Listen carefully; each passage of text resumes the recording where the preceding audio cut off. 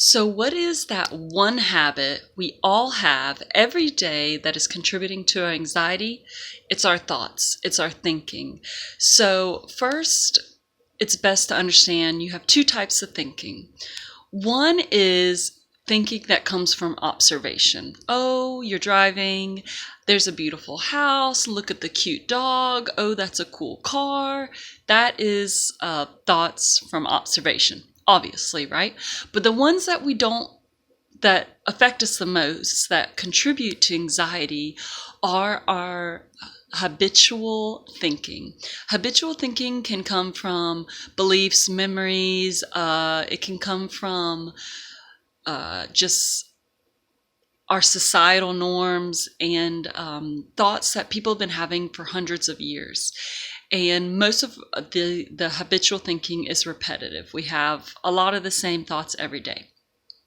But if we learn to control those thoughts and understand a few different things, we can eliminate anxiety or stop it before it can ruin our day or make us upset.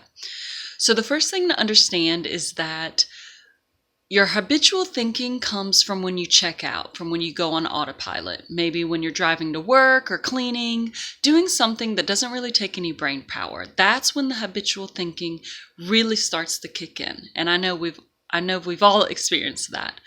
Okay, so understanding that's when you can be most vulnerable to anxiety, is when that habitual thinking kicks in. And another way to describe habitual thinking is just when the thoughts are just running, right? When it's just like, it's a busy mind.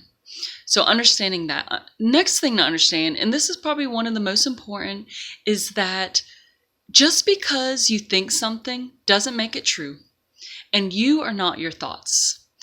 So this is something I learned about 6 years ago, and it has helped me so much. I'm very sensitive. I cry easily, and I suffered a lot. I created a lot of suffering in myself because I didn't understand those things. So understand that you are not your thoughts, and just because you think it doesn't make it true. This can go into deeper, but we're just going to go right there for right now. So understand that. Understand that a lot of your habitual thinking is either thinking in the past or thinking in the future. And when you think in the past, it's good to a certain extent because, oh, I learned from that, and now I'm going to be better. But if you spend too much time dwelling in something, it can halt you in your place and really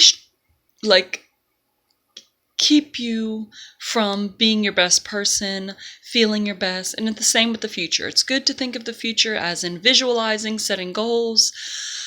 But if you anticipate too much of the future, you're losing your power, because your most power, the most strength you have, is in the present moment. You can love your partner, you can love your family the best when you're completely present in the moment.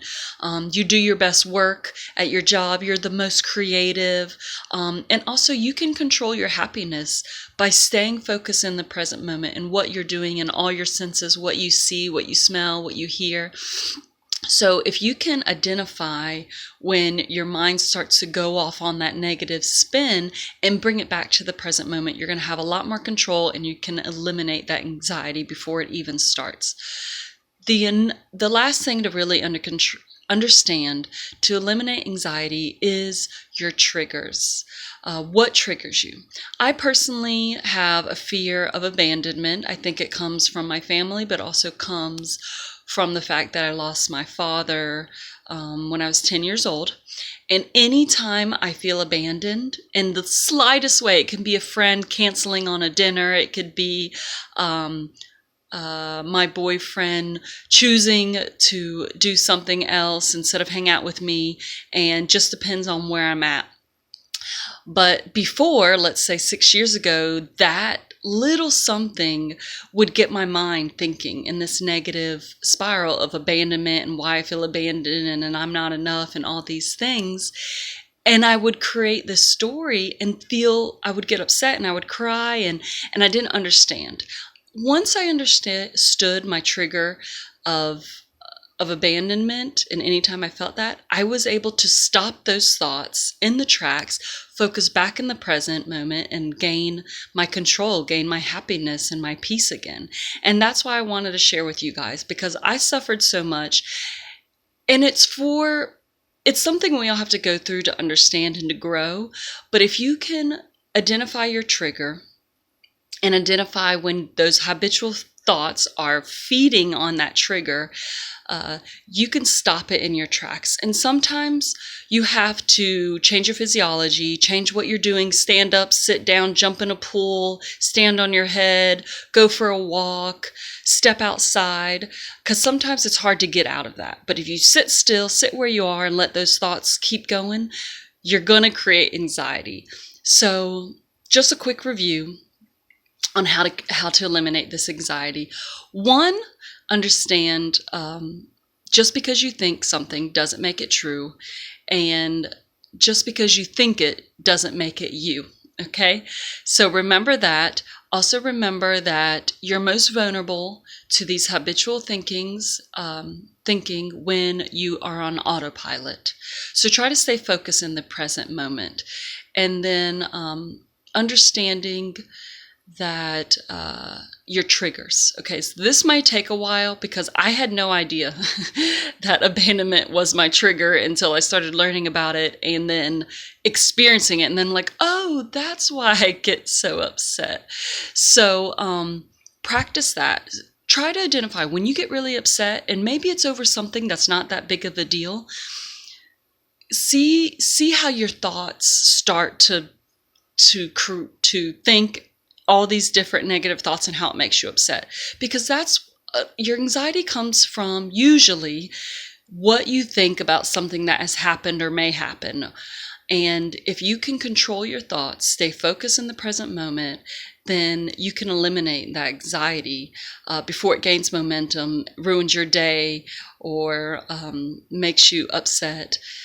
So that is my newsletter for today. I hope it helps you. Please email me if you have any questions or want some resources about things that I've used to eliminate anxiety and just gain more control of your happiness, have more peace. And have a beautiful day, and thank you so much for tuning in and listening, and I hope this has really helped you. Have a beautiful day, and thanks.